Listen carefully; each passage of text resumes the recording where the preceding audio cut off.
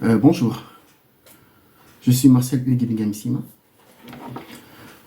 Aujourd'hui, je viens m'adresser principalement aux écrivains gabonais, aux ethnologues gabonais, aux botanistes gabonais et aux chercheurs gabonais.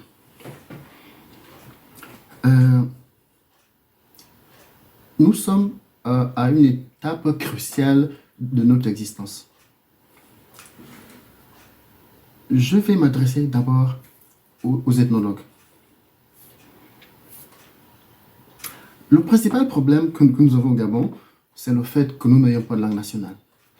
Et ça, je pense que c'est un outil de cohésion nationale qu'il est temps de mettre en place parce que je constate avec beaucoup de satisfaction que les jeunes ont développé un langage qu'ils parlent entre eux.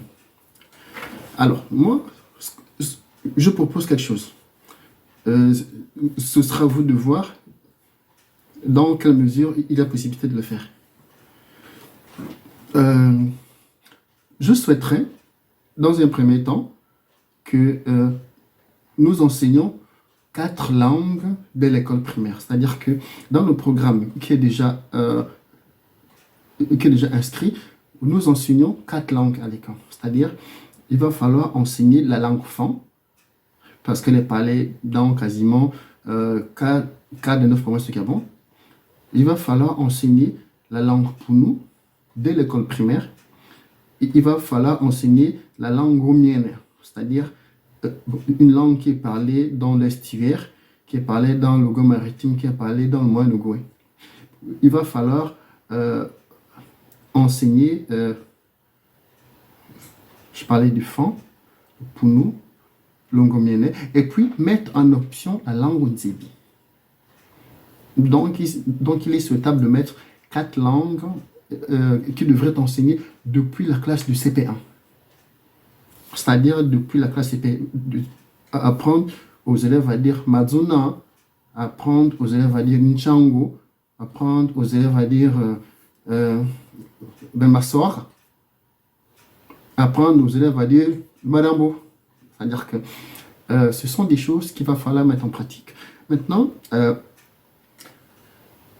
dans le temps, nous savons que les jeunes ont un langage que les gens de notre génération trouvent déplacé. Mais moi, je me dis que c'est quelque chose de bien parce que tous les jeunes, ils comprennent leur langue. Donc, c'est ce qu'on appelle le Todi Bangando. Pour moi, c'est une langue qui peut se ramener au créole, en fait. Donc, on peut parler ça comme le créole gabonais parce que la principale difficulté qui se trouve dans les îles là, c'est que ce sont des esclaves qui avaient été déportés de beaucoup de contrées. Donc du coup, il y avait un problème de communication. Ils se sont arrangés à développer un langage commun tout en conservant pour certains leur langue. Le langage vernaculaire, mais ils se sont arrangés à développer un langage d'abord avec les jeunes et puis ça s'est ventilé dans toutes les îles. Je pense qu'on peut partir de ça comme exemple, partir avec le langage d'enfant. Parce que je pense que la principale difficulté qu'on a actuellement, c'est le fait que nous n'avons pas cette possibilité de parler une langue que personne ne va comprendre. C'est-à-dire que si un Fan, un Pounou, un Kota doivent discuter d'un sujet du pays, ils sont obligés de parler en français. Et dès lors que nous connaissons qui est-ce qui tient les médias, ce sera difficile d'avoir des conversations secrètes. Et puis, deuxièmement, nous avons l'hymne national, la Concorde. S'il vous plaît, est-ce qu'il y a possibilité de mettre le refrain en Fan, un couplet en Pounou, un couplet en Gomienne, c'est-à-dire, nous allons choisir 4 couplets et dans les 4 couplets-là, nous allons les mettre dans 4 langues du Gabon. Je souhaiterais que la Concorde ne soit plus chantée en français. S'il vous plaît. Ça, c'est un point. Concernant les écrivains, messieurs les écrivains et les écrivaines, Créez ou bien écrivez pour les enfants. Faites des livres pour les enfants. Apprenons à nos enfants à lire nos livres pour enfants. Prenons l'exemple de ce que se passe dans le film, parce qu'il y a possibilité d'apprendre par la gestuelle, d'apprendre par l'image. Faites des livres, des contes pour enfants. Nos contes du village, mettez-les en version pour enfants, parce que l'histoire de Blanche-Neige et les sept nains, il y a possibilité de trouver des histoires qui nous sont propres à nous. Faites des livres pour enfants, faites des contes pour enfants. Nous les publierons localement. Faites des livres pour enfants, faites des contes pour enfants, faites des œuvres pour enfants. J'ai du mal à admettre que les enseignants, nos enseignants du Gabon ou d'Afrique, vous allez enseigner à nos élèves les Alpes, les Pyrénées, alors que nos élèves ne connaissent pas la montagne Tchad. Vous allez enseigner les enfants le Mont Blanc, et ils ne connaissent pas où se trouve le Kilimandjaro. Ils ne connaissent pas où se trouve le Mont Brazza. Ils ne connaissent pas la hauteur du Mont Brazza. Revoyons notre façon d'enseigner nos enfants. Revoyons tout dans les fondements. Enseignons à nos enfants ce qui est nécessaire pour eux. Ne leur bourrons pas le cerveau avec les choses qui ne vont pas les servir. Si un enfant a des potentialités et qu'il arrive en troisième seconde, avec les chances qu'il fasse du général, mais pour lui c'est normal qu'à partir de la seconde, il apprenne les Pyrénées, les Alpes et autres. Mais pourquoi enseigner les Alpes aux enfants qui sont en 6e, 5e, 4e? Pour quelle raison? Pour quel but? L'histoire du Gabon, si j'ai bonne mémoire, elle a été écrite par Frédéric Méheux-Biban. Je suis sûr qu'entre-temps, l'eau a coulé sous le pont. Réécrivez l'histoire. Réécrivez notre histoire. Dans mes recherches, j'ai trouvé un village, Talagouga. Je n'ai vu Talagouga dans aucun des livres. Et pourtant, Talagouga, c'est une grosse partie de notre histoire. Et réécrivez l'histoire. Refaites la géographie.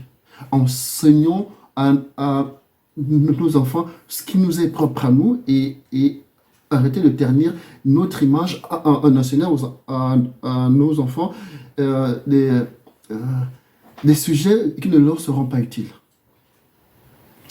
Les botanistes, faites des cours.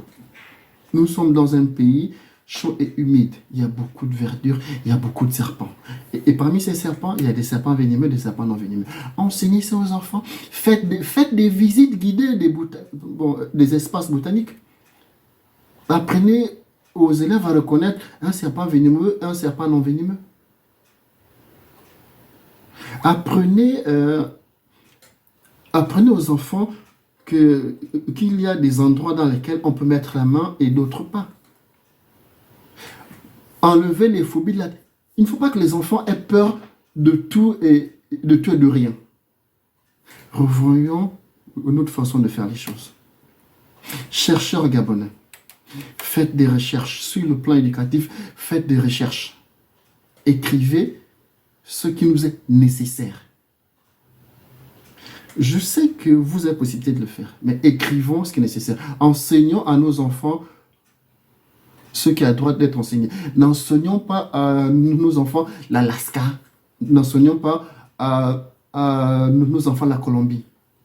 Non. Enseignez à nos enfants que Ramsès était noir. Enseignez à nos enfants que l'Égypte était noire. Inspirez-vous de Cheikh Anta Diop. Revoyez les choses. Revoyez tout notre système éducatif parce qu'il est à refaire. Remettez la dictée. Revenons sur le programme que moi j'ai étudié lorsque j'étais au primaire et puis au secondaire, l'école africaine. Abandonnons cette histoire de piquet à piquet parce que dedans, ce sont peut-être nos noms, mais il n'y a rien d'éducatif dedans. C'est-à-dire que les enfants ont tendance à chuter du point de vue intellectuel. Chers chercheurs, nous avons possibilité de mettre à nos enfants une nouvelle façon de voir les choses. Et essayer de mettre en pratique l'interactivité.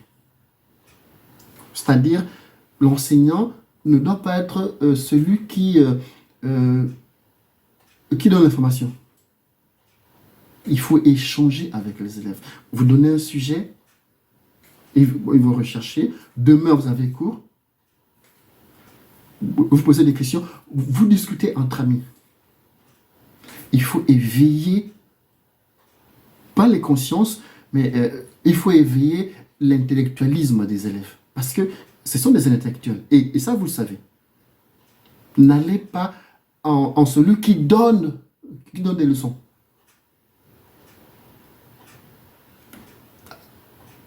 Ayez cette tendance à donner envie du cours.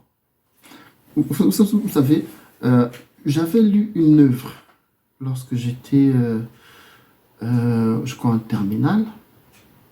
Non, 2 œuvres même. J'avais lu L'aventure ambiguë. La question que le prof de français m'avait posée à la fin, c'était Madame Aupré de Cita l'Estuaire. Elle avait demandé qui a tué Samba Diallo. Qui a tué Samba Diallo? Tout le monde a marqué le fou. C'est pas le fou qui a tué Samba Diallo. Relisez l'œuvre, étudiez l'œuvre, analysez l'œuvre. Vous comprendrez qui a tué Samba Diallo. J'ai lu une œuvre de Laurent Ouongo. C'était Au bout du silence. C'était une œuvre complètement métaphysique. Parce que pour la comprendre, c'est vers peut-être la 10e page que j'ai pu comprendre quelque chose. Enseigner aux enfants ce qui est nécessaire, s'il vous plaît. Le roi Ouondo, je pense, a fait une très belle œuvre. Pour la comprendre, il faut être intelligent. Je vous dis merci. Mais j'insiste sur quelque chose. L'Afrique n'a pas de leçon à recevoir de l'UNESCO. Parce que l'UNESCO n'impose pas à la Chine le programme scolaire. L'UNESCO n'impose pas à la Russie ce que la Russie doit enseigner. L'UNESCO n'impose pas à la France ce que la France doit enseigner.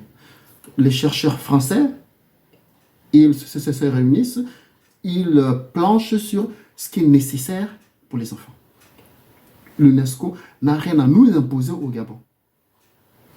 L'UNESCO peut orienter, mais pas influencer notre mode d'enseignement.